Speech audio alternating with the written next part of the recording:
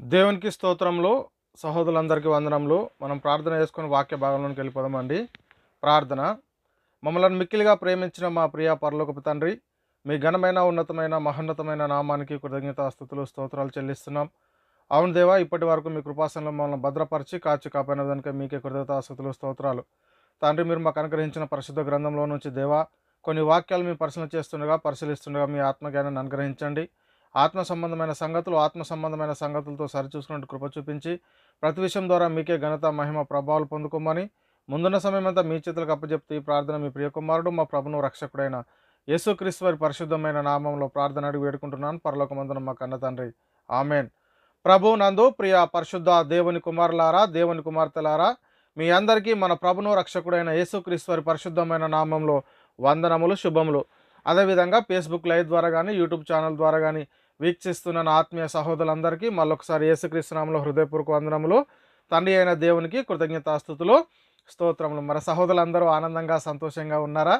ఎందుకు మరి మనం ఆనందంగా సంతోషంగా ఉండాలంటే పిల్లలు, మనం ఇప్పుడు ఎక్కడ కూడి ఉన్నామంటే మనందరి ఆత్మలను కన్న తండ్రి సన్నిధిలో మనం కూడి ఉన్నాం కాబట్టి మరి మనందరము ఆనందంగా సంతోషంగా గడపాల్సినటువంటి సమయం కాబట్టి ప్రియులారా, మరి మనము ప్రతి శుక్రవారము మరి డిప్లొమా థియాలజీ క్లాసులు నేర్చుకుంటున్నాము.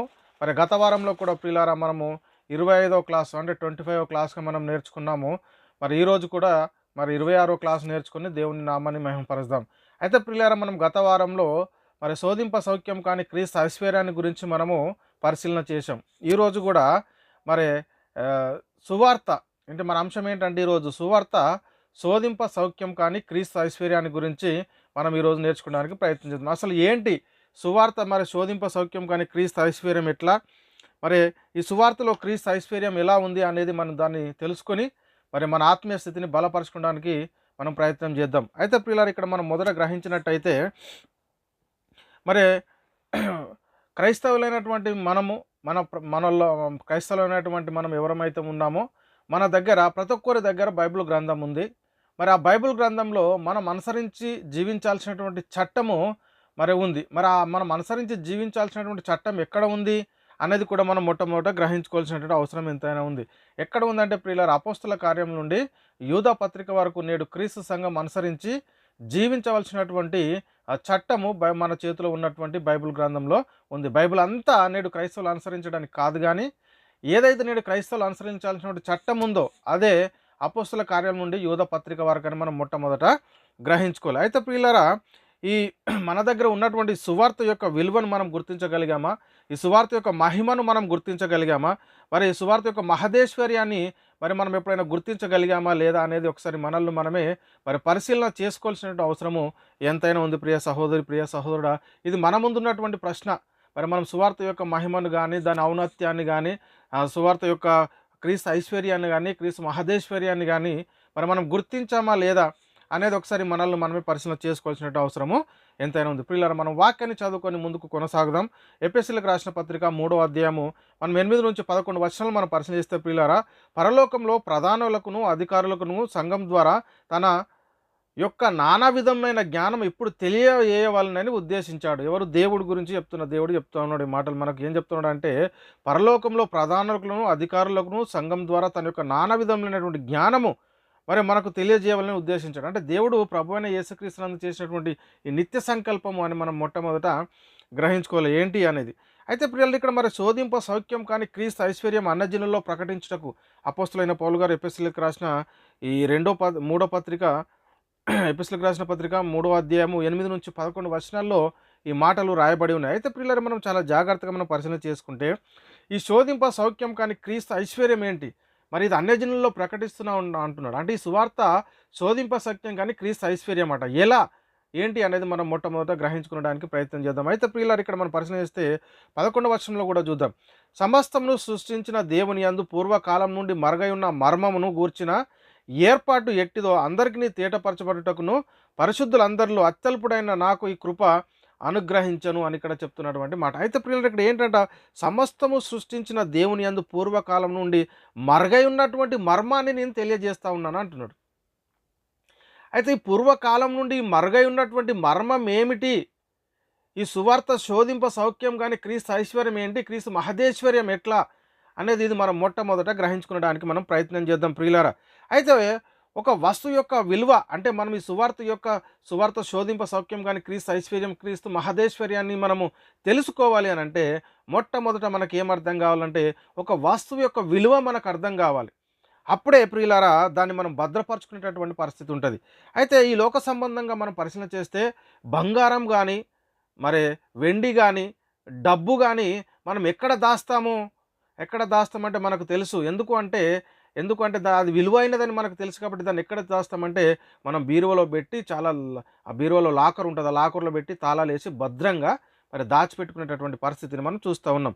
అయితే పిల్లలు మరి అదే విధంగా మనము మార్కెట్ నుంచి చెప్పులు కొనుక్కొచ్చామనుకోండి, ఈ చెప్పులను ఎక్కడ పెడతాము అని అంటే ప్రియుల తీసుకెళ్ళి ఏదైతే డబ్బులు బంగారము ఈ వెండి పెట్టామో బీరువాలో అందులో పెడతామా అంటే లేదు, ఎక్కడ పెడతాము? ఎంత నువ్వు కొనుక్కొచ్చినా కానీ చెప్పులను ఎక్కడ గుమ్మం బయటే విడిచేటటువంటి పరిస్థితి ఉంటుంది. అయితే ప్రియులారా ఇక్కడ మనం పరిశీలన చేసుకుంటే మరి ఈ లోక సంబంధంగా డబ్బు ఎక్కడ పెట్టాలో మనకు తెలుసు. అది ఏది విలువైనది మనం బీరువాలో పెడతాం, చెప్పులు విలువైనవి కావు కాబట్టి మనం బయట ఇస్తాం. ఇది మనకు చాలా జాగ్రత్తగా తెలుసు. అయితే ప్రియులారా మన దగ్గర ఉన్న సువార్త కానీ ఈ వాక్యం యొక్క విలువ నీకు తెలుసా? ఇది మనం మొట్టమొదట గ్రహించుకోవాలి. ఈ లోక సంబంధమైన వాటి విలువను గురించి నీకు అర్థమవుతా ఉంది కానీ మరి మన చేతిలో ఉన్నటువంటి పరిశుద్ధ గ్రంథంలో ఉన్న వాక్యము కానీ ఈ సువార్త యొక్క విలువ కానీ నీకు తెలుసా అనేది మనం మొట్టమొదట గ్రహించుకోవాలి. అయితే ప్రియులారా ఈ సువార్తలో ఏముందంటే క్రీస్తు మహదేశ్వర్యము శోధింప సౌఖ్యం కానీ క్రీస్తు ఐశ్వర్యం ఉంది. ఇది మనం మొట్టమొదట తెలుసుకోవాలి. అంటే దీని యొక్క విలువ నీకు తెలిస్తే ఈ వాక్యాన్ని ఎక్కడ ఉంచుకోవాలి? ఈ సువార్తలో క్రీస్తు మహదేశ్వర్యము శోధింప సౌఖ్యం కానీ క్రీస్తు ఐశ్వర్యం ఉందని నీకు తెలిస్తే ఇది నువ్వు ఎక్కడ భద్రపరచుకోవాలి అంటే హృదయంలో భద్రపరచుకోవాల్సినటువంటి అవసరం ఎంతైనా ఉంది. అయితే ప్రియులారా మనం పరిశీలన చేస్తే లోకమంతా మన హృదయంలో ఉంటుంది, కానీ వాక్యము మాత్రం మన హృదయం బయట ఉండేటటువంటి పరిస్థితిని మనం చూస్తూ ఉన్నాం. ప్రియులారా మన హృదయంలో ఏముండాలి అంటే వాక్యం ఉండాలి, కానీ మన హృదయంలో ఏముంటుంది? వాక్యం ఉండట్లేదు. ఈ లోకమంతా మన హృదయంలో ఉంటుంది కానీ మరి వాక్యం మాత్రం మన హృదయం లోపల ఉండట్లేదు. అంటే మనం ఈ లోక సంబంధంగా ఏది విలువైందో మనం గుర్తించగలుగుతూ ఉన్నాం. అంటే బంగారము వెండి డబ్బు ఇదంతా మనం గుర్తించగలిగి దాన్ని చాలా జాగ్రత్తగా బీరువాలో భద్రపరుచుకుంటున్నాం. కానీ మరి మనం ఆత్మలను రక్షించే ఈ శక్తిగల వాక్యాన్ని మన హృదయంలో భద్రపరుచుకుంటున్నామా లేదా అనేది మన ముందున్నటువంటి ప్రశ్న. ఇది మనం చాలా జాగ్రత్తగా మనం పరిశీలన చేసుకోవాలి. అంటే వాక్యాన్ని ఎక్కడ భద్రపరచుకోవాలి? ధనాన్ని అయితే బాగా లాకేసి మరి తాళం వేసి గట్టిగా ఉందా లేదని చూసి భద్రపరుస్తాం. మరి మీ ఆత్మను రక్షించేసి ఈ శక్తిగల వాక్యాన్ని ఎక్కడ భద్రపరచుకోవాలి అనేది మనం మొట్టమొదట పరిశీలన చేసుకోవాలి. ఇక్కడ మనం పరిశీలన చేస్తే ప్రియులారా అపోస్తలుడైన పౌలు గారు కొరింథీయులకు రాసిన పత్రిక 3:16 సంగీతములతోనూ కీర్తనలతోనూ ఆత్మ సంబంధమైన పద్యములతోనూ ఒకరికొకడు బోధించుచు బుద్ధి చెప్పుచు కృపాసహితముగా మీ హృదయంలో దేవుని గుర్చినటువంటి గానము చేయుచు సమస్త విధములైన జ్ఞానంతో ఏంటంటే చాలా జాగ్రత్తగా పరిశీలన చేయండి. సమస్త విధములైన జ్ఞానంతో క్రీస్తు వాక్యము మీలో సమృద్ధిగా నివసింపనీయుడు అంటాడు. ఎక్కడ ఉండాలట వాక్యము? మీలో మీ హృదయములో సమృద్ధిగా నివసింపనీయాలి. కానీ మనం ఏం చేస్తున్నాము? లోకమంతా మన హృదయంలో ఉంటుంది, కానీ దేవుని వాక్యం మాత్రం హృదయానికి బయట ఉండేటటువంటి పరిస్థితి ఉంది. కాబట్టి ప్రియులారా సువార్త యొక్క విలువ నీకు తెలుసా? సువార్త యొక్క విలువ నీకు తెలిస్తే ఈ సువార్తను ఈ వాక్యాన్ని మనం ఎక్కడ భద్రపరచుకోవాలో మనకు అర్థమయ్యేటటువంటి పరిస్థితి ఉంటుంది. ఒకసారి ప్రియులారా మనం పరిశీలన చేస్తే ఈ సువార్త యొక్క మహిమ ఏంటి? దేవునికి క్రీస్తు సువాసనై ఉన్నాం. ఈ సువార్త కలిగినటువంటి మనం ఈ సువార్తలో దేవుని శక్తి ఉంది. సువార్తలో శోధింప సౌఖ్యం కానీ క్రీస్తు ఐశ్వర్యం ఉంది. సువార్తలో క్రీస్తు మహదేశ్వర్యం ఉంది అని మరి మనకు అర్థమవుతా ఉందా లేదా ఒకసారి పరిశీలన చేసుకోండి. ఇక్కడ అపోస్తలుడైన పౌలు గారు కొరింథీయులకు రాసిన 2వ పత్రిక 2వ అధ్యాయం 14 నుంచి మీరు 16 వచనాలు రాసుకోండి. నేను 15-16 వచనాలు నేను చదువుతూ ఉన్నాను. ఇక్కడ రక్షించు వారి పట్లను నశించు వారి పట్ల మేము దేవునికి క్రీస్తు సువాసన అయి ఉన్నాం. అంటే ఈ వాక్యాన్ని కానీ సువార్తను కానీ కలిగినటువంటి వారు ఎలా ఉన్నారట? మరి సువాసన, దేవునికి సువాసనగా ఉండేటటువంటి పరిస్థితి అని చెప్పి ఇక్కడ 16లో చెప్తూ ఉన్నాడు. నశించు వారికి మరణార్థమైన మరణపు వాసనగాను మరి రక్షించబడుచున్న వారికి జీవార్థమైనటువంటి జీవపు వాసనగాను ఉన్నామంటున్నాడు. ఈ సువార్త కలిగినటువంటి మనము ఈ సువార్త ప్రకటించడం ద్వారా ఎవరైతే నమ్మట్లేదో వారు మరి మరణార్థమైనటువంటి మరణానికి లోనవుతా ఉన్నారు, ఆత్మ సంబంధమైనటువంటి మరణానికి. మరి ఎవరైతే వాక్యాన్ని వింటున్నారో రక్షించబడు వారికి జీవార్థమైన జీవపు వాసనగా ఉన్నామండి. అంత గొప్ప మహిమ సువార్త వాక్యంలో ఉన్నది. మరి మనకు అర్థమవుతా ఉందా? మనం గుర్తించగలిగామా? కాబట్టి ప్రియులారా, సువార్త ముందుగా మరి ఎవరికి ప్రకటించబడింది? ఈ సువార్త యొక్క మహిమేంటి? ఈ సువార్త ఎందుకు మరి శోధింప సౌఖ్యం గాని క్రీస్తు ఐశ్వర్యం, క్రీస్తు మహదేశ్వర్యము అని మనము తెలుసుకోవాల్సిన అవసరం ఉంది. అంటే ఇక్కడ ప్రియులారా, ఇక్కడ మనం పరిశీలన చేస్తే మొట్టమొదట సువార్త ఎవరికి ప్రకటించబడిందంటే దావీదుకు. అందుకే ఇక్కడ చెప్తున్నాడు కదా, అన్యజనులు అంటే లేఖనము ముందుగా చూసి నీ అందు అన్యజనులు అందరూ ఆశీర్వదించబడదురని అబ్రహాముకు సువార్త ముందుగా ప్రకటించబడ్డది. ఎవరికి ముందుగా సువార్త ప్రకటించబడ్డది అంటే అబ్రహాముకు. ఇక్కడ గలితీయులకు రాసిన పత్రిక 3:8 ఈ మాటలు కనబడుతుంటాయి. ఎందుకంటే దేవుడు విశ్వాసం మూలంగా అన్యజనులను నీతిమంతులుగా తీర్చవలనని లేఖనము అన్యజనులను నీతిమంతులుగా తీర్చబడిన లేఖనం ముందుగా చూసి నీ అందు అన్యజనులు అందరూ ఆశీర్వదించబడదురని అబ్రహాముకు సువార్త ముందుగా ప్రకటించబడినట్టుగా మనకి ఇక్కడ చూస్తున్నాం. కాబట్టి ప్రియులారా, మరి దేవుడు దానియేలుకు దర్శనంలో ఒక మాట చెప్తా ఉన్నాడండి. ఏంటి ఆ మాట అని ఇక్కడ మనం పరిశీలన చేస్తే దానియేలు గ్రంథము 12:7-9 మీరు రాసుకోండి. ఏంటి ఈ దానియేలుకు ఒక మర్మం చెప్తా ఉన్నాడు. ఈ మర్మాన్ని భద్రపరిచి ఉంచబడింది, ఇప్పుడు నువ్వు దాని గురించి మాట్లాడొద్దు అంటున్నాడు.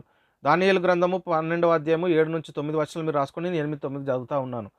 నేను వింటిని కానీ గ్రహింపకపోతిని, ఏలినవాడ వీటికి అంతమేమని అడగగా అతడు ఈ సంగతులు అంతకాలము వరకు మర్మముగా ఉండున్నట్లు ముద్రించబడినవి గనుక దానియేలు నువ్వు ఊరుకుండుమని చెప్పాను. దానియేలుకు చెప్తా ఉన్నాడు, ఇవి అంత్యకాలం వరకు ముద్రించబడి మర్మముగా ఉన్నవి, కానీ నువ్వు ఇప్పుడు ఏం చేయొద్దు, మౌనంగా ఉండు, దాని గురించి నువ్వు మాట్లాడద్దు అని చెప్తున్నాడు. ఏంటి ఈ మర్మము? ఇది మనం మొట్టమొదట గ్రహించుకోవాలి ప్రియులారా. ఏంటి మర్మము అంటే ఏంటి? అంతకాలం వరకు మర్మంగా ఉండాల్సినటువంటి ఈ మర్మము ఎందుకు అంతకాలం వరకు మర్మంగా ఉంది ఏంటి అనేది కూడా మనం చాలా జాగ్రత్తగా మనం పరిశీలన చేసుకోవాల్సినటువంటి అవసరం ఎంతైనా ఉంది. అయితే ప్రియులారా, దేవుడు అబ్రహాంకు వాగ్దానం చేసింది ఎవరికి వర్తిస్తుంది? దేవుడు అబ్రహాంకు వాగ్దానం చేశాడు, నీ సంతానమందు భూలోక వంశంలో ఆశీర్వదించబడతాయి అని మరి చెప్పాడు. అందుకే మరి అబ్రహాముకు ముందుగా సువార్త ప్రకటించాడు కదా. అంటే ఈ అబ్రహాముకు చేసినటువంటి వాగ్దానం ఎవరికి వర్తిస్తుంది అని ఇక్కడ మనం మొట్టమొదట పరిశీలన చేస్తే ప్రియులారా, ఇక్కడ చూద్దాం చూడండి. అబ్రహాముకు ఇస్సాకు పుట్టాడు, ఇస్సాకు యాకోబు పుట్టాడు, మరి యాకోబుకు 12 మంది కుమారులు పుట్టారు. అయితే ప్రియులారా, ఈ కుమారులు పుట్టినటువంటి పరిస్థితులు మనం పరిశీలన చేస్తే దేవుడు యాకోబుకు ఇస్రాయేల్ అనే పేరు పెట్టాడు. అంటే యాకోబుకు దేవుడు ఏం పేరు పెట్టాడంటే ఇస్రాయేల్ అని పేరు పెట్టాడు. అయితే ప్రియులారా, ఈ యాకోబు సంతానము లేక ఇస్రాయేలు సంతానమే ఇస్రాయేలీలు అని మనం మొట్టమొదట గ్రహించుకోవాలి. ఇస్రాయేలు ఎవరు అంటే యాకోబుకు దేవుడు ఇస్రాయేల్ అని పేరు పెట్టాడు కాబట్టి యాకోబు సంతానము ఎవరైతే ఉన్నారో వారే ఇస్రాయేలీలు అని మనం మొట్టమొదట గ్రహించుకోవాల్సిన అవసరం ఎంతైనా ఉంది ప్రియులారా. ఎందుకంటే ప్రియులారా, ఈ యాకోబు సంతానముకు లేక ఇశ్రాయేలు సంతానముకే దేవుడు మోషే ద్వారా ధర్మశాస్త్రాన్ని అనుగ్రహించినట్టుగా మనము లేఖనంలో చాలా స్పష్టంగా చూస్తూ ఉన్నాం. అయితే ప్రియులారా, మరి ఎప్పుడైతే దేవుడు ధర్మశాస్త్రం అనుగ్రహించాడో యాకోబు సంతానానికి లేక ఇశ్రాయేలు సంతానానికి, మరి అప్పుడు ఏమైందంటే దేవుని ప్రజలుగా ఇశ్రాయేలు పరిగణించబడ్డారు అని మనం మొదట అర్థం చేసుకోవాలి. అదేవిధంగా ప్రియులారా, మరి ఆ కాలంలో ధర్మశాస్త్రం లేని వారు దేవుని ప్రజలు కాదు. వారు ఎలా ఉన్నారంటే అన్యజనులుగా ప్రకటించారు. ధర్మశాస్త్రం కలిగిన వారేమో మరి దేవుని ప్రజలుగా పరిగణించబడ్డారు. మరి ధర్మశాస్త్రం ఎవరికైతే లేదో వారు దేవుడు లేని ప్రజలుగా పరిగణించబడినట్టుగా మనకు లేఖనంలో చాలా స్పష్టంగా అర్థమవుతా ఉంది. అయితే ప్రియులారా, మరి దేవుడు ఇశ్రాయేలుకు మాత్రమే దేవుడా, అన్యజనులకు దేవుడు కాదా అనేది కూడా మన ముందున్నటువంటి ప్రశ్న ఏంటండి. మరి దేవుడు యాకోబు సంతానానికి ఇశ్రాయేలు సంతానానికి ధర్మశాస్త్రం అనుగ్రహించాడు కాబట్టి మరి వాళ్ళు దేవుని ప్రజలుగా ఉన్నారు. మరి దేవుడు లేని ప్రజలేమో అన్యజనులు. మరి దేవుడు ఇశ్రాయేలీలకు మాత్రమే దేవుడా, మరి అన్యజనులకు కాదా? ఇది కూడా మనకు ముందున్నటువంటి ప్రశ్న. ఇది కూడా మనం చాలా జాగ్రత్తగా పరిశీలన చేసుకోవాలి. అయితే ప్రియులారా, మరి దేవుడు సువార్త మరి దేవుడు ఒక మాట చెప్తున్నాడు. సువార్త ముందుగా అబ్రహాముకు ఎప్పుడు ప్రకటించాడు అంటే సున్నతి ఉన్నప్పుడా, సున్నతి పొందినప్పుడా, సున్నతి పొందకముందా? అంటే ప్రియులారా, సున్నతి పొందకముందే ఇశ్రాయేలుకు ధర్మశాస్త్రం అనుగ్రహించబడక ముందే దేవుడు అబ్రహాంకు వాగ్దానం చేసినట్టుగా మనము చూస్తూ ఉన్నాం. ప్రియులారా, ఎందుకు దేవుడు ఈ అబ్రహాముకు సున్నతి పొందకముందే వాగ్దానం చేశాడంటే ఇటు ఇశ్రాయేలీలు అటు అన్యజనులు అందరూ ఆశీర్వదించబడాలి కాబట్టే మరి దేవుడు సున్నతి పొందకముందే మరి ఇశ్రాయేలుకు ధర్మశాస్త్రం అనుగ్రహించకముందే సువార్త ముందుగా అబ్రహాంకు ప్రకటించాడు అని మనం మొట్టమొదట గ్రహించుకోవాలి. అయితే ప్రియులారా, అందుకే ఒకప్పుడు సువార్త ఎలా ఉంది, అన్యజనులు అందరూ మరి దేవుని ప్రజలుగా కావాలి అని అంటే ఒకప్పుడు సువార్త మర్మంగా ఉన్నట్లుగా మనకు కనబడతా ఉంది. మరి దేవుడు దానియేలుతో అదే చెప్పాడు, దానియేలును ఊరుకుండుము, అది అంత్యకాలం వరకు ముద్రించబడి మర్మముగా ఉన్నదని చెప్తున్నటువంటి మాటలు మనము ఇంతకు ముందే మనం దానియేలు గ్రంథంలో 12లో చూసాం ప్రియులారా.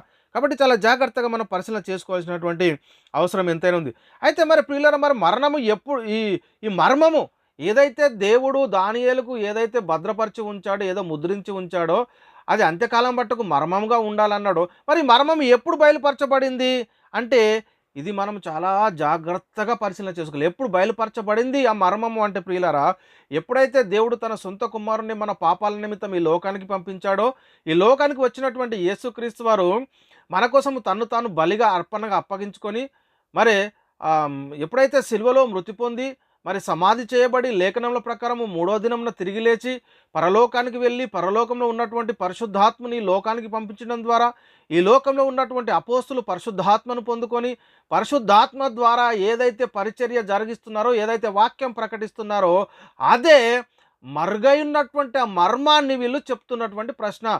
ఈ వాక్యం ఏంటి ఆ మర్మము అంటే అన్యజనులు కూడా దేవుని ప్రజలుగా అయ్యేటటువంటి మర్మాన్ని ఇక్కడ అపోస్తుల ద్వారా బయలుపరచబడినట్టుగా మనకు లేఖనాల్లో చాలా స్పష్టంగా కనబడుతుంది. ఇది మనం చాలా జాగ్రత్తగా మనం పరిశీలన చేద్దాం. చూడండి ప్రియులరా, ఒకప్పుడు మర్మంగా ఉన్నటువంటి ఆ మర్మము బయలుపరచబడిపోయింది. ఎవరి ద్వారా అంటే అపోస్తుల ద్వారా. ఇప్పుడు మనం పరిశీలన చేద్దాం. చూడండి ఇక్కడ ఎఫెసీయులకు రాసిన పత్రిక 3వ అధ్యాయము 1 నుంచి మనం 6 వచనాలు పరిశీలన చేస్తే ప్రియులారా, ఇక్కడ ఈ హేతువు చేత అన్యజనులైన మీ నిమిత్తము క్రీస్తు యేసు యొక్క ఖైదీనైన పౌలను నేను ప్రార్థించుచు చెప్తున్నాను. 2వ వచనం నుంచి మీ కొరకు నాకు అనుగ్రహించబడిన దేవుని కృప విషయమై ఏర్పాటును గూర్చి మీరు వినియున్నారు. నాకు అనుగ్రహించినటువంటి ఈ కృప, దేవుని కృప ఏంటి అనేది మీరు వినియున్నారని చెప్తే 3వ వచనం చెప్తున్నాడు, ఎట్లనగా క్రీస్తు మర్మము. ఏమంటే ఒకప్పుడు మర్మంగా ఉన్నటువంటి మర్మము, ఒకప్పుడు ముద్రించబడినటువంటిది ఇక్కడ చెప్తున్నాడు. ఎట్లనగా క్రీస్తు మర్మము దేవ దర్శనము వలన నాకు తెలియపరచబడవలనను సంగతిని గూర్చి మునుపు సంక్షేమంగా వ్రాసి తిని మీరు దానిని చదివిన ఎడల దీనిని బట్టి క్రీస్తు మర్మం గూర్చి నాకు కలిగినటువంటి జ్ఞానము గ్రహించుకొనగలరు. అంటే నేను ఏదైతే రాశానో మీరు దానిని చదివిన ఎడల దానిని బట్టి ఆ క్రీస్తు మర్మం గూర్చి నాకు కలిగిన జ్ఞానమును మీరు గ్రహించుకొనవలరు అని చెప్పి ఈ మర్మం ఇప్పుడు 5వ వచనంలో చాలా అద్భుతంగా చెప్తున్నాడు. ఈ మర్మం ఇప్పుడు ఆత్మ మూలంగా దేవుని పరిశుద్ధులకు అపోస్తులకు ప్రవక్తలకు బయలుపరచబడి ఉన్నట్లుగా పూర్వకాలమందు మనుషులకు తెలియపరచబడలేదు. చాలా జాగ్రత్తగా అర్థమైంది కదండి. ఏదైతే దేవుడు దానియేలుకు నువ్వు మూర్ఖుండుము, అది ముద్రించబడింది, అది మర్మమాన్ని చెప్పాడో, ఆ మర్మం ఎప్పుడు బయలుపరచబడింది? పూర్వకాలమందు మనుషులకు బయలుపరచబడిందంటే బయలుపరచబడలేదు. ఎవరికి బయలుపరచబడిందంటే అది అపోస్తులకు మాత్రమే. పరిశుద్ధాత్ముని బోధ ద్వారా అపోస్తులకు మాత్రమే అది బయలుపరచబడింది. ఇక్కడ అందుకే చెప్తున్నాడు, ఈ మర్మం ఇప్పుడు ఆత్మ మూలంగా దేవుని పరిశుద్ధులకు అపోస్తులకు ప్రవక్తలకు బయలుపరచబడి ఉన్నట్లుగా పూర్వకాలమందు మనుషులకు తెలియపరచబడలేదు. ఈ మర్మం ఏదనగా అన్యజనులు సువార్త వలన క్రీస్తునందు యూదులతో పాటు సమాన వారసులను ఒక్క శరీరమందలి సాటి అవయవములను వాగ్దానంతో పాలివారై ఉన్నారనున్నది అంటాడు. చూడండి, అద్భుతం కదండి. ఇక్కడ చెప్పేశాడు, ఏదైతే మర్మముగా ఉందో ఆ మర్మము అపోస్తుల ద్వారా ప్రకటించబడుతుందో, ఈ అపోస్తుల ద్వారా ప్రకటించబడినటువంటి ఈ వాక్యాన్ని ఎవరైతే అంగీకరిస్తున్నారో, ఆ వాక్యం ద్వారా ఎవరైతే మరి దేవుని ప్రజలుగా అయితే ఉన్నారో, 6వ వచనం అదే, ఈ మర్మం ఏదనగా అన్యజనులు సువార్త వలన, అందుకే సువార్త శోధింప సౌఖ్యం కానీ క్రీస్తు ఐశ్వర్యము, సువార్త మహదేశ్వర్యం అని మనం గ్రహించుకోవాలి. ఈ మర్మం ఏదనగా అన్యజనులు సువార్త వల్ల క్రీస్తునందు యూదులతో పాటు సమాన వారసులను ఒక శరీరం మందలి సాటి అవయవమును వాగ్దానంలో పాలివారై ఉన్నారన్నది. చూడండి, దేవుడు ఏదైతే సున్నతి పొందకముందు అబ్రహాముకు వాగ్దానం చేశాడో, నీ సంతానమందు భూలోక వంశములను ఆశీర్వదించబడతాయి. ఇటు ఇశ్రాయేలీలు కానీ ఇటు అన్యజనులు కానీ అందరూ మరి దేవుని ప్రజలుగా అయ్యేటటువంటి మర్మాన్ని ఇక్కడ తెలియపరుస్తూ ఉన్నారు ప్రియులారా. చాలా జాగ్రత్త. అందుకే ప్రియులారా, మనం పరిశీలన చేసుకుంటే మరి ఇక్కడ అబ్రహాము సంబంధులు కావాలి అని అంటే ఇక్కడ మనం పరిశీలన చేస్తే విశ్వాస సంబంధులే అబ్రహాం కుమారులు అని మీరు తెలుసుకున్నారంటే, విశ్వాస సంబంధులు. మరి అబ్రహాం కుమారులు కావాలంటే ఎవరు? విశ్వాస సంబంధులు కావాలి. ఇక్కడ గల్తీలకు రాసిన పత్రిక 3:7. కాబట్టి విశ్వాస సంబంధులే అబ్రహాము కుమారులు అని తెలుసుకున్నాడు. మరి అబ్రహాము కుమారులు కావాలంటే మొదట ఎవరి సంబంధులు కావాలి? ఇది మన ప్రశ్న ఏంటండి. మరి అబ్రహాము కుమారులు కావాలంటే కాబట్టి విశ్వాస సంబంధులు మరి అబ్రహాము కుమారులను మీరు తెలుసుకున్నాడు అన్నాడు కదా. మరి ఇక్కడ అబ్రహాము కుమారులు కావాలంటే ఎవరి సంబంధులు కావాలి? మొట్టమొదట ఇది ధర్మశాస్త్ర సంబంధమైన సంబంధులు కావాలా, లేక పాత నిబంధన సంబంధులు కావాలా? ఏ సంబంధులు కావాలి? వాక్యాన్ని అర్థం చేసుకోండి ఇక్కడ. గలతీలకు రాసిన పత్రిక 3:23లో మీరు క్రీస్తు సంబంధులైతే ఆ పక్షమందు అబ్రహాం యొక్క సంతానమై ఉండి వాగ్దాన ప్రకారము వారసులు. మీరు క్రీస్తు సంబంధులు కావాలి మొదట. మీరు అబ్రహాము యొక్క ఇప్పుడు అబ్రహాము కుమారులు కావాలంటే ఎవరి సంబంధులు కావాలి? మీరు విశ్వాస సంబంధులే అబ్రహాము కుమారులు అని తెలుసుకుంటున్నాడు. మరి మనం విశ్వాస సంబంధులు కావాలి. మరి అబ్రహాము కుమారులు కావాలంటే మొదటి ఎవరి సంబంధులు కావాలంటే క్రీస్తు సంబంధులు కావాలి. గలతీ 3:29 చెప్తున్నాడు అదే స్పష్టంగా. మీరు క్రీస్తు సంబంధులు అయితే ఆ పక్షమందు అబ్రహాం యొక్క సంతానమై ఉండి వాగ్దాన ప్రకారము వారసు. ఏదైతే దేవుడు అబ్రహాముకు వాగ్దానం చేశాడో నీ సంతానమందు భూలోక వంశములన్నీ ఆశీర్వదించబడతాయని, ఏదైతే ఒకప్పుడు మర్మంగా ఉందో ఆ మర్మము బయలుపరచబడింది అని ఇక్కడ మనకు తేటగా కనబడుతూ ఉంది ప్రియులారా. ఒకప్పుడు ఇలాంటి పరిస్థితి ఉండేదా అంటే ఎంత మాత్రం లేదు. కాబట్టి మునుపు ఎలాంటి పరిస్థితిలో ఉన్నారు అన్యజనులు అంటే ఇక్కడ చెప్తున్నాడు. ఎఫెసీయులకు రాసిన పత్రిక అపోస్తలుడైన పౌలు గారు ఎఫెసీయులకు రాసిన పత్రిక 2వ అధ్యాయం 11-13 వచనాలు మనం పరిచయం చేస్తే, కాబట్టి మునుపు శరీర విషయంలో అన్యజనులై ఉండి శరీరమందు చేతితో చేయబడిన సున్నతి గలవారు అనబడిన వారి చేత సున్నతి లేని అనబడిన మీరు అంటాడు. సున్నతి లేదు మీకు అప్పుడు. సున్నతి గలవారేమో ఇశ్రాయేలీలు, సున్నతి లేని వారేమో అన్యజనులు. ఇక్కడ 12వ వచనంలో చెప్తున్నాడు, ఆ కాలమందు ఇశ్రాయేలుతో సహపౌరులు కాదు. వీళ్ళు ఎవరు అన్యజనులు సహపౌరులు అంటే కాదు.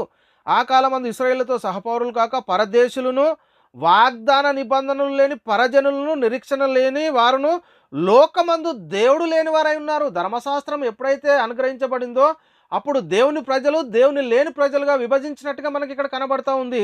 చాలా జాగ్రత్తగా పరిశీలన చేసుకోండి. ఆ కాలమందు ఇశ్రాయేలుతో సహపౌరులు కాక పరదేశులను, వాగ్దాన నిబంధనలు లేని పరజనులను, నిరీక్షణ లేని వారును, లోకమందు దేవుడు లేని వారనై ఉండి క్రీస్తుకు దూరస్తులై ఉంటారని మీరు జ్ఞాపకం చేసుకొనుడి అని చెప్పి ఇక్కడ 13లో ఆయనను మునుపు దూరస్తులైన మీరు ఇప్పుడు క్రీస్తునందు క్రీస్తు రక్తం వలన సమీపస్తులైనవారు. ఏదైతే దేవుడు అబ్రహాముకు చేసినటువంటి వాగ్దానం చూడండి, అన్యజనులందరూ నీ సంతానమందు ఆశీర్వదించబడతాను. ఏదైతే ముందుగా సువార్త అబ్రహాముకు ప్రకటించాడో సున్నతి పొందక ముందు, మరి ఆ మరగైనటువంటి మర్మాన్ని తేటపరచబడింది ప్రియులారా. అందరూ దేవుని ప్రజలు అయిపోతున్నారు. ఆయనను మునుపు దూరస్తులైన మీరు ఇప్పుడు క్రీస్తు చేసినందుకు క్రీస్తు రక్తం వలననే మనం సమీపంలో అయ్యేటటువంటి పరిస్థితి ఇక్కడ చూపిస్తూ ఉన్నాడు. ఇంకా మనం ఎఫెసీయులకు రాసిన పత్రిక 2:14-19 వచనాలు కూడా మనం పరిశీలిస్తే, ఆయన మన సమాధానమై ఉండి, ఒకప్పుడు ఎలాంటి పరిస్థితుల్లో దేవునితో సమాధానం లేదు మనకు. అందుకే చెప్తున్నాడు, ఆయన మన సమాధానమై ఉండి మీకును మాకును ఉండిన ద్వేషమును అనగా విధిరూపకమైన ఆజ్ఞలుగా ధర్మశాస్త్రమును తన శరీరం అందు కొట్టివేసి మధ్య గోడను పడగొట్టి మన ఉభయలను ఏకం చేశాను. మధ్య గోడ ఏంటి?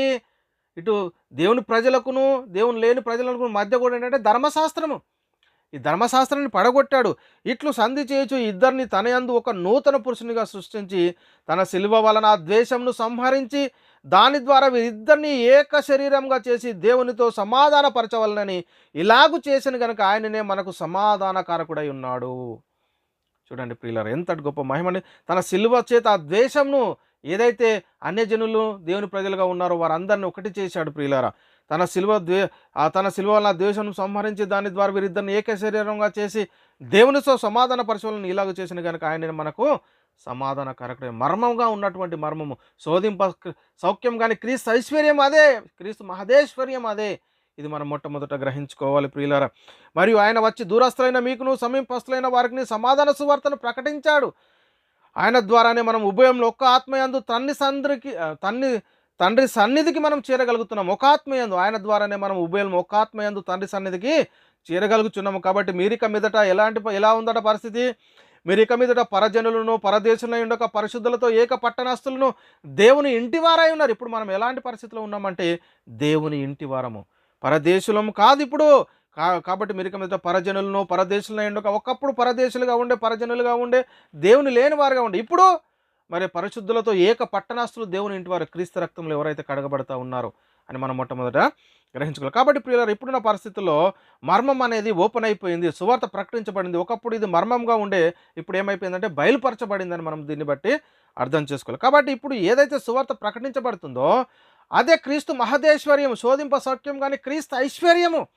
ఎందులో ఉంది క్రీస్తు ఈ శోధింప సౌఖ్యం కానీ క్రీస్తు ఐశ్వర్యము, ఈ క్రీస్తు మహదేశ్వర్యం అంటే సువార్త వాక్యంలోనే ఉంది ప్రియులారా. ఇది మనం చాలా జాగ్రత్తగా పరిశీలన చేసుకోవాల్సినటువంటి అవసరం ఎంత ఉంది. కాబట్టి ప్రియులారా, ఈ సువార్త మర్మం ఎంతమందికి ప్రకటించగలుగుతా ఉన్నాము, ఈ సువార్తను మనం ఎంతమందికి ప్రకటించగలుగుతున్నాం, ఎంతమందిని ఒక ఆత్మను నిత్య నరకం నుండి మనం నిత్య జీవానికి నడిపించగలుగుతున్నాం అన్నదే మన ముందు ఉన్నటువంటి ప్రశ్న. చాలా జాగ్రత్తగా మనం పరిశీలన చేసుకోవాలి ప్రియులారా. సువార్తను ప్రకటిస్తున్నామా లేదా ఒకసారి ఆలోచన చేసుకోండి.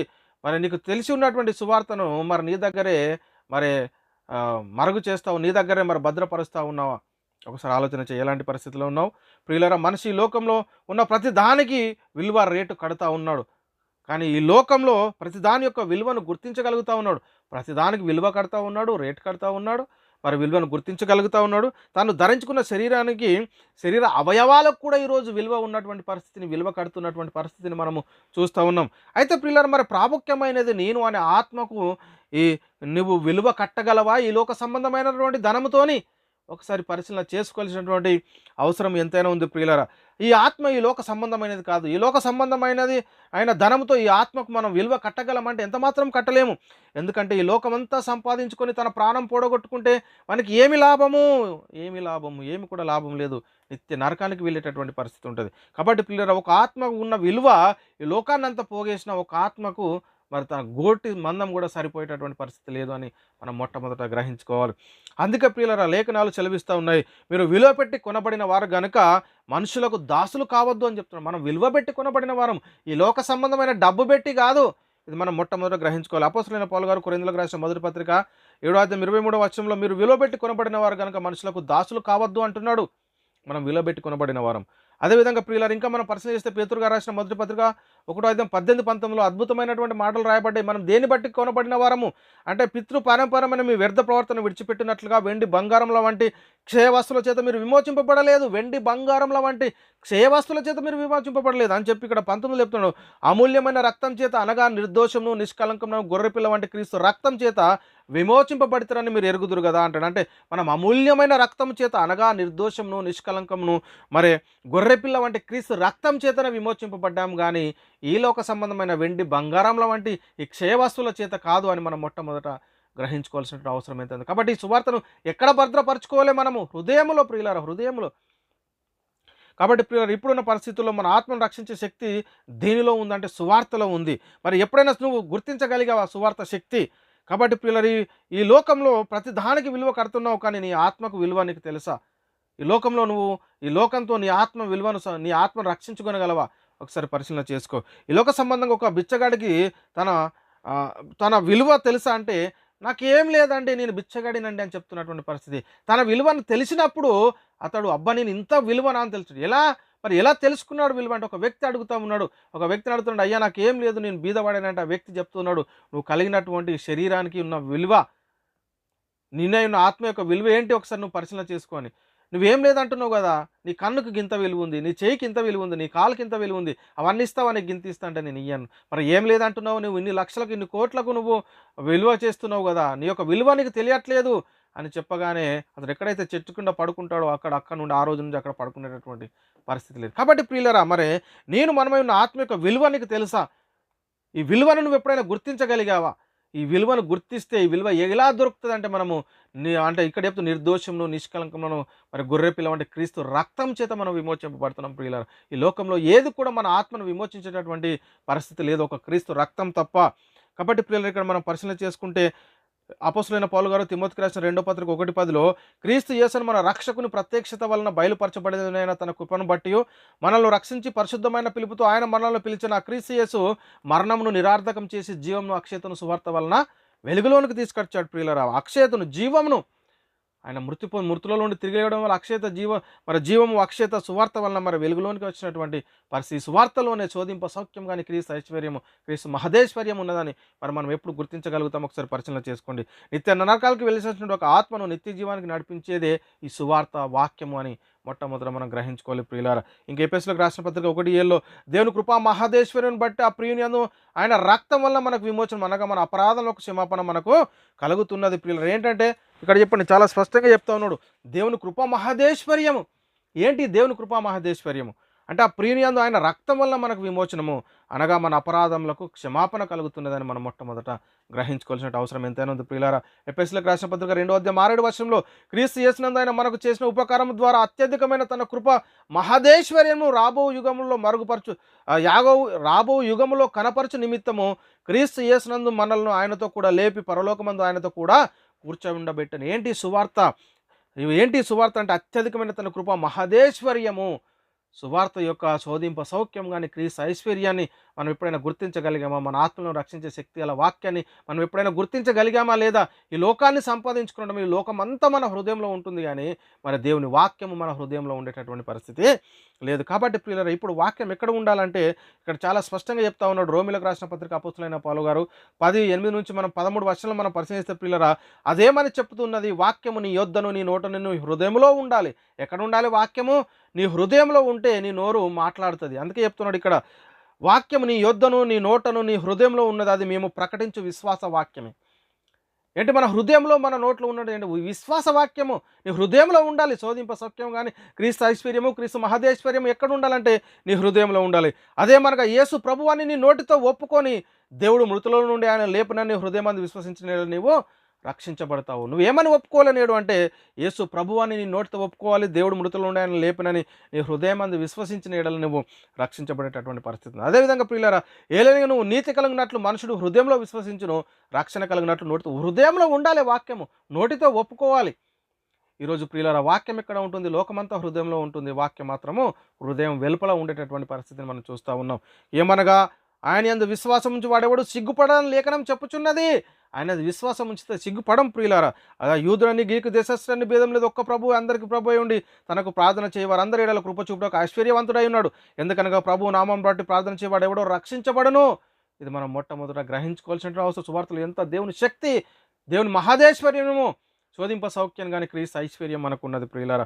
కొరింథీయులకు రాసిన మొదటి పత్రిక 1:18 కూడా, సిల్వను గూర్చిన వార్త నశించుచున్న వారికి వెర్రితనంగా కనబడతా ఉంది, కానీ రక్షించుచున్న మనకు దేవుని శక్తి ఎందులో ఉందంటే సువార్తలో ఉంది. అదేవిధంగా ప్రియులారా, సువార్తను గురించి నేను సిగ్గుపడు వాడను కాను. రోమీయులకు రాసిన పత్రిక 1:16 సువార్తను గురించి నేను సిగ్గుపడు వాడను కాను, ఏలైనగా నమ్ము ప్రతివానికి, మొదట యూదునికి గ్రీకు దేశస్తుని కూడా రక్షణ కలగజేయటకు సువార్త దేవుని శక్తి. దేవుని శక్తిలో ఈరోజు దేనిలో ఉందంటే సువార్తలో ఉంది. సువార్తల్లోనే దేవుని శక్తి ఉందని మనం మొట్టమొదట గ్రహించుకోవాల్సిన అవసరం ఎంతైనా ఉంది ప్రియులారా. కాబట్టి ఈ లోకములో ఒక ఆత్మను రక్షించేది ఈ లోక సంబంధమైన ధనమా అంటే, ఈ వెండి బంగారాలు వంటి క్షయ వస్తువుల చేత మనం విమోచింపబడలేదు, అనగా నిర్దోషము నిష్కలంకమునగు గొర్రె పిల్ల వంటి క్రీస్తు రక్తం చేత మీరు విమోచింపబడదు. ఒక ఆత్మ నిత్య జీవానికి పొందుకోవాలంటే, ఒక ఆత్మ రక్షించబడాలంటే ఈ లోక సంబంధమైన ధనం దేనికి కూడా పనిచేయదు. క్రీస్తు రక్తమే నీకు కావాలి, క్రీస్తు వాక్యము నీకు కావాలని మొట్టమొదట మనం ఈ వాక్యాన్ని పరిశీలన చేసుకోవాలి ప్రియులారా. ఎందుకంటే ఈ లోక సంబంధమైన ధనము ఒక సహోదరుని విమోచింపలేదు. ఎందుకంటే ఎవడును ఏ విధం చేతనైనా తన సహోదరుని విమోచింపలేడు. ఎందుకంటే కీర్తన గ్రంథం 49:7-9 వర్షాలు మనం పరిశీలిస్తే, ఎవడును ఏ విధం చేతనైనా తన సహోదరుని విమోచింపలేడు, వాడు కుళ్ళు చూడక నిత్యం బ్రతుకున్నట్లు వాని నిమిత్తము మరి దేవుని సన్నిధిలో ప్రాయశ్చిత్తం చేయగలవాడు ఎవడు కూడా లేడు. ఎందుకంటే వాని ప్రాణ విమోచన ధనం బహు గొప్పది, అది ఎన్నటికీ తీరక అట్లుండవలసిందే. ఈ లోక సంబంధమైనటువంటి ధనంతో ఎవరు కూడా ఒక ఆత్మను విమోచింపేటటువంటి పరిస్థితులు ఎవరు కూడా ఒక సహోదరుని విమోచింపలేడు. చూడండి ప్రియులారా, మనం చాలా జాగ్రత్తగా మనం పరిశీలన చేసుకోవాలి. కాబట్టి ప్రియులారా, సువార్త యొక్క విలువ ఎప్పుడైనా గుర్తించావా? మన దగ్గర ఉన్న సువార్త శోధింప సౌఖ్యం కానీ క్రీస్తు ఐశ్వర్యము క్రీస్తు మహాదేశ్వర్యం అని మరి మనకు ఎప్పుడు అర్థమవుతుంది? చాలా జాగ్రత్తగా మనం పరిశీలన చేసుకోవాలి. అందుకే పౌలు గారు చెప్తున్నటువంటి మాట, కొరింథీయులకు రాసిన మొదటి పత్రిక 1:21 దేవుని జ్ఞానానుసారంగా లోకము తన జ్ఞానం చేత దేవుని ఎరుగుకున్నందున అంటే దేవుని ఎరగాలి అనంటే దేవుని జ్ఞానం కావాలి, కానీ ఈ లోక సంబంధము అయిన జ్ఞానం కాదు, ప్రకృతి సంబంధమైనటువంటి జ్ఞానం కాదు. అందుకే దేవుని జ్ఞానానుసారంగా లోకము తన జ్ఞానం చేత దేవుణ్ణి ఎరగకుండినందున సువార్త ప్రకటనను వెర్రితనం చేత నమ్మువారిని రక్షించటకు దేవుని దయాపూర్వక సంకల్పం. అంటే సువార్త ప్రకటన వెర్రితనం చేత మనం నమ్మాలి, అదే దేవుని దయాపూర్వక సంకల్పమైన సువార్త మన హృదయంలో భద్రపరచుకోవాలి, మన నోట్లో ఉండాలి దేవుని యొక్క వాక్యము. ఇది చాలా జాగ్రత్తగా, అంటే ఏ సువార్త ప్రకటిస్తే ఒక ఆత్మ రక్షించబడుతుంది, ఏ సువార్త ప్రకటిస్తే ఒక ఆత్మ నిత్య జీవాన్ని పొందుకుంటుంది అనేది మనం పరిశీలన చేస్తే, అపోస్తలుడైన పౌలు గారు కొరింథీయులకు రాసిన మొదటి పత్రిక 15వ మొదటి 4 వచనాలు మనం పరిశీలన చేస్తే, 1 నుంచి 4 వచనాల్లో ప్రియులారా ఇక్కడ అద్భుతమైన మాట చెప్తుంది. ఏంటంటే, మరియు సహోదరులారా, నేను మీకు ప్రకటించిన సువార్తను మీకు తెలియజేయుచున్నాను, మీరు దానిని అంగీకరించి దాని అందే నిలిచి ఉన్నారు, మీ విశ్వాసం వ్యర్థమైతేనే కానీ నేను ఏ ఉపదేశ రూపంగా సువార్త మీకు ప్రకటించుతున్న ఆ ఉపదేశాన్ని మీరు గట్టిగా పట్టుకొని ఉన్నాడేలా ఆ సువార్త వల్ల మీరు రక్షణ పొందువారు. ఏం చెప్తున్నాడు పౌలు గారు ఇక్కడ? ఏమంటున్నారు? మీరు దానిని అంగీకరించితే అంటే, సహోదరులారా నేను మీకు ప్రకటించిన సువార్తను మీకు తెలియజేస్తున్నాను. పౌలు గారు ఏం చేశారు? సువార్త ప్రకటించారు, సువార్త యొక్క మహిమను వారికి వెల్లడిపరిచాడు, సువార్తలు దాగి ఉన్నటువంటి మర్మాన్ని బయలుపరిచాడు. అక్కడ అదే చెప్తున్నాడు, సహోదరులారా నేను మీకు ప్రకటించిన సువార్తను మీకు తెలియజేయుచున్నాను, మీరు దానిని అంగీకరించి దాని అందే మీరు నిలిచి ఉన్నారు, మీ విశ్వాసము వ్యర్థమైతేనే కానీ నేను ఏ ఉపదేశ రూపంగా సువార్త మీకు ప్రకటించుతున్నాను ఆ ఉపదేశం మీరు గట్టిగా పట్టుకోవాలి. మనం ఎలా పట్టుకోవాలంటే సువార్తను గట్టిగా పట్టుకోవాలి. ఒక వ్యక్తి బాయిలో పడిపోయాడు అనుకోండి, ఒక తాడేస్తే ఎలా పట్టుకుంటాడంటే గట్టిగా పట్టుకొని పైకి వస్తాడు. కాబట్టి ప్రియులారా మనం చాలా జాగ్రత్తగా మనం పరిశీలించాలి. మనం ఈ సువార్తను ఎలా పట్టుకోవాలి, మన ఆత్మీయ స్థితిని తొలగిపోకుండా వాక్యంలో భద్రపరచుకోవాలి అని చెప్పారు. ఆ పట్టుకుని ఉన్నాడు, ఆ సువార్త వల్ల మీరు రక్షణ పొందువారు. ఏంటి ఆ సువార్త అంటే, నాకు ఇవ్వబడిన ఉపదేశం మొదట మీకు అప్పగించింది అదేమనగా, లేఖనముల ప్రకారము క్రీస్తు మన పాపముల నిమిత్తము మృతి పొందెను, సమాధి చేయబడెను, లేఖనముల ప్రకారం మూడవ దినమున తిరిగి లేచింది. ఏంటి సువార్త? ఈరోజు యేసుక్రీస్తు మరణ సమాధి పునరుత్థానాలను తెలియజేయడమే సువార్త. అదే శోధింప సౌఖ్యం కానీ క్రీస్తు ఐశ్వర్యము, క్రీస్తు రక్తంలోనే ఆత్మ విమోచన, నిత్య జీవము, పరలోకము. మీరు నిర్దోషమును నిష్కలమును గొర్రెపిల్ల వంటి క్రీస్తు రక్తం చేత విమోచింపబడ్డారు. కాబట్టి ప్రియులారా ఈరోజు క్రీస్తు మరణ పునరుత్థానంలోనే ఒక ఆత్మ రక్షణ పొందుకుంటుంది. అందుకే నాకు ఇవ్వబడిన ఉపదేశం మొదట మీకు అప్పగించిన అదేమనగా, లేఖనముల ప్రకారము క్రీస్తు మన పాపల నిమిత్తం మృతి పొందెను, సమాధి చేయబడెను, లేఖనముల ప్రకారం మూడో దినాన ఆయన తిరిగి లేచాడు. ప్రియులారా తిరిగి లేచాడు. కాబట్టి మనం వాక్యం వినాలి. వినుట వలన విశ్వాసం కనుగును, కాగా వినుట వలన విశ్వాసం కనుగును, వినుట క్రీస్తుని గురించినటువంటి మాట వలన కలుగును. ఏ క్రీస్తుని గురించి మాట? రోమీయులకు రాసిన పత్రిక 10:17. మీరు ఇక్కడ ఏ క్రీస్తుని గురించిన మాట అంటే, ఇక్కడ మనం పరిశీలన చేస్తే, మీరు ఇలాగ రక్షింపబడి మన ప్రభు అయిన యేసుక్రీస్తు యొక్క మహిమను పొందవాలని ఆయన మా సువార్త వల్ల మిమ్మల్ని పిలిచాడు. ఏంటి ఆ సువార్త? ఏ సువార్త ద్వారా మనల్ని పిలిచాడు? తెస్సలోనికీయులకు రాసిన 2వ పత్రిక 2:14 మాటలు రాయబడి ఉన్నాయి. ఏ సువార్త? చూడండి ప్రియులారా, ఏ సువార్త అంటే మళ్ళీ చెప్తుండదు. అపోస్తలులైన పౌలు గారు తెస్సలోనికీయులకు రాసిన మొదటి పత్రిక 2వ అధ్యాయం 13లో, ఆ హేతువు చేతను మీరును దేవుని గురించిన వర్తమాన వాక్యం మా వాళ్ళని అంగీకరించినప్పుడు, దేవుని గురించినటువంటి వర్తమాన వాక్యము మా వాళ్ళని అంగీకరించినప్పుడు, మనుషుల వాక్యం అని ఎంచక అది నిజముగా ఉన్నట్లు దేవుని వాక్యం అని దానిని అంగీకరించి తిరిగి గనక మేమును మానక దేవునికి కృతజ్ఞతాస్తుతులు చెల్లించుచున్నాము. ఆ వాక్యమే విశ్వాసులైన మీలో అంటే ఏది మనలో కార్యసిద్ధి కలగజేస్తుందంటే, విశ్వాసులైన మనలో కార్యసిద్ధి కలగజేయదు వాక్యమే ప్రియులారా, వాక్యమే. కాబట్టి సువార్త శోధింప సౌఖ్యం కానీ క్రీస్తు ఐశ్వర్యము, క్రీస్తు మహదేశ్వర్యము. అందుకే ప్రియులారా ఈ సువార్తలో ఏముంది అని అంటే, దేవుని స్వరూపమైన క్రీస్తును కనపరచు సువార్త ప్రకాశం ఉంది. కొరింథీయులకు రాసిన 2వ పత్రిక 4:4లో దేవుని స్వరూపమైన క్రీస్తు మహిమను కనపరచు సువార్త ప్రకాశము మరి సువార్తలో ఉందని మనం తెలుసుకోవాలి. అదేవిధంగా ప్రియులారా కొరింథీయులకు రాసిన మొదటి పత్రిక 1వ అధ్యాయము 5-7 వచనాలు మనం పరిశీలన చేస్తే, క్రీస్తును గురించిన సాక్ష్యం మీలో స్థిరపరచబడినందున ఆయనందు మీరు ప్రతి విషయంలోనూ అనగా సమస్త ఉపదేశంలోను సమస్త జ్ఞానంలోనూ ఐశ్వర్యవంతులైతిరి కనుక ఏ ఉపదేశం అందును లోపం లేక మీరు మన ప్రభు అయిన యేసుక్రీస్తు ప్రత్యక్షత కొరకు ఎదురు చూచుచున్నారు. ఆయనలో ఐశ్వర్యము ఇక్కడ అనగా సమస్త ఉపదేశంలోను సమస్త జ్ఞానంలోను ఐశ్వర్యవంతులైతిరి. క్రీస్తు ఐశ్వర్యాన్ని మనము కలిగినటువంటి వారం, క్రీస్తు ఐశ్వర్యాన్ని మనం ధరించుకున్నటువంటి వారము. కాబట్టి ప్రియులారా ఇంకా మనం పరిశీలిస్తే రోమీయులకు రాసిన పత్రిక 10:11-13 వచనాల్లో కూడా ఏమనగా ఆయన అందు విశ్వాసం ఉంచి వాడెవడు సిగ్గుపడనని లేఖనం చెప్పుచున్నది. యూదుడని గ్రీకు దేశస్థుడని భేదం లేదు, ఒక ప్రభువు అందరికి ప్రభు అయి ఉండి తనకు ప్రార్థన చేయవారు అందరికీ కృప చూపుటకు ఐశ్వర్యవంతుడై ఉన్నాడు. ప్రియులారా ఎందుకనగా ప్రభు నామమును బట్టి ప్రార్థన చేయవాడెవడో రక్షించబడతాడు. చాలా జాగ్రత్తగా మనం పరిశీలన చేయాలి.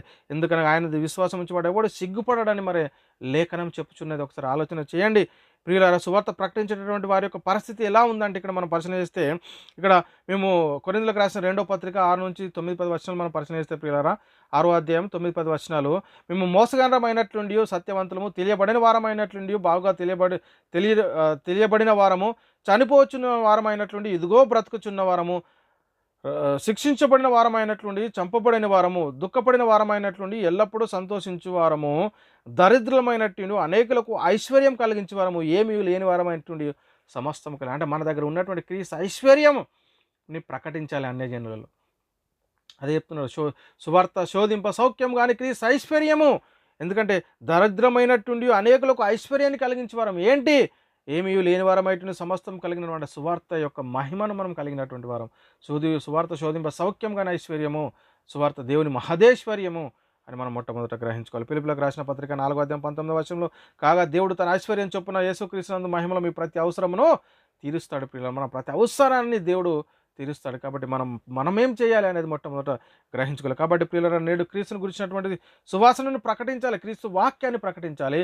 మనము ప్రకటించే క్రీస్తు సువాసన అయి ఉండాలి.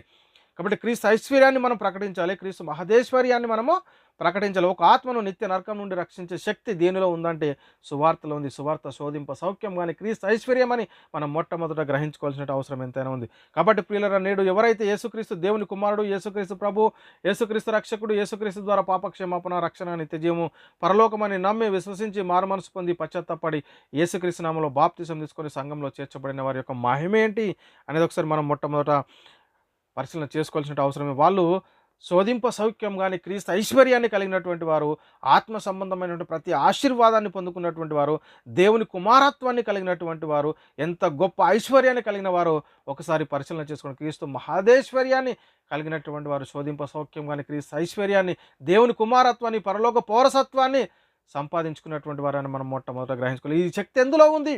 సువార్తలో, వాక్యంలో. కాబట్టి ప్రియులారా, ఈ మహిమ అంతా ఎక్కడ ఉందంటే సువార్తలో ఉంది ప్రియులారా. అందుకే సువార్త శోధింప సౌఖ్యం కానీ క్రీస్తు ఐశ్వర్యము, మహాదేశ్వర్యం. ఈ లోక సంబంధంగా ఏమీ లేకపోయినను పరలోక విషయంలో ఆత్మ సంబంధమైన ప్రతి ఆశీర్వాదాన్ని మనము క్రీస్తు రక్తంలో పొందుకుంటున్నటువంటి పరిస్థితిని మనం చూస్తూ ఉన్నాం ప్రియులారా. ఒకసారి పరిశీలన చేయండి. సువార్తలో ఎంత శక్తి ఉంది! నీ ఆత్మను రక్షించే శక్తి గల వాక్యము, దేవుని మహాదేశ్వర్యము, క్రీస్తు శోధింప సౌఖ్యం కానీ క్రీస్తు ఐశ్వర్యము సువార్తలో ఉంది ప్రియులారా. ఒకసారి ఆలోచన చేయండి. ఈ సువార్త మన హృదయంలో, మన నోటిలో ఉండాల్సినటువంటి ఈ వాక్యాన్ని మనం బయట పెడుతున్నాము, లోకాన్నంతా మన హృదయంలో పెడతాం. మనకి ఈ లోక సంబంధంగా ఏది విలువైందో గుర్తించగలుగుతున్నాము. వెండి, బంగారం, డబ్బు, దీన్ని తీసుకెళ్ళి చాలా భద్రంగా లాకర్లో పెడతా ఉన్నాము, ఈ శరీరానికి సంబంధించింది. కానీ మన ఆత్మను రక్షించే శక్తి గల వాక్యాన్ని మాత్రం బయట ఉంచేస్తున్నాము. ఒకసారి ఆలోచన చేయండి. మన వాక్యం ఎక్కడ పెడతా ఉన్నాము, ఎక్కడ ఉంచుకుంటున్నాము అంటే ప్రియులారా, మనము మన ఆత్మను రక్షించే శక్తి గల వాక్యాన్ని మన హృదయంలో భద్రపరచుకోవాలి ప్రియులారా. కాబట్టి పరిశీలన చేయండి. ఎందుకంటే అది సువార్త శోధింప సౌఖ్యం కానీ క్రీస్తు ఐశ్వర్యము, దేవుని మహాదేశ్వర్యము.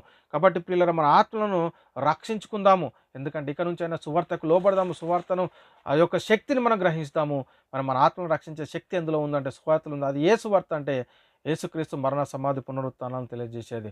నాకు ఇవ్వబడిన ఉపదేశం మొదట మీకు అప్పగించింది అదేమనగా లేఖనముల ప్రకారము క్రీస్తు మన పాపముల నిమిత్తం మృతి పొందెను, సమాధి చేయబడెను, లేఖనముల ప్రకారం 3వ దినమున లేపబడను. ఇదండి సువార్త. ఈ సువార్త ఎవరైతే ప్రకటిస్తూ ఉన్నారో, ఈ సువార్తను ఎవరైతే అంగీకరిస్తున్నారో వారికి ఎలా ఉందంటే ఈ సువార్త అంటే సువార్త శోధింప సౌఖ్యం కానీ క్రీస్తు ఐశ్వర్యము, దేవుని మహాదేశ్వర్యము ఈ సువార్తలో ఉంది. ఒక ఆత్మ ఈ లోక సంబంధంగా ఎంత డబ్బు ఇచ్చినా కానీ ఒక ఆత్మను మనం రక్షించలేము. కానీ మన నిర్దోషము, నిష్కలంకము, గొర్రె పిల్లం అంటే క్రీస్తు రక్తం చేత మనం విమోచింపబడేటటువంటి పరిస్థితి ఉంటుంది.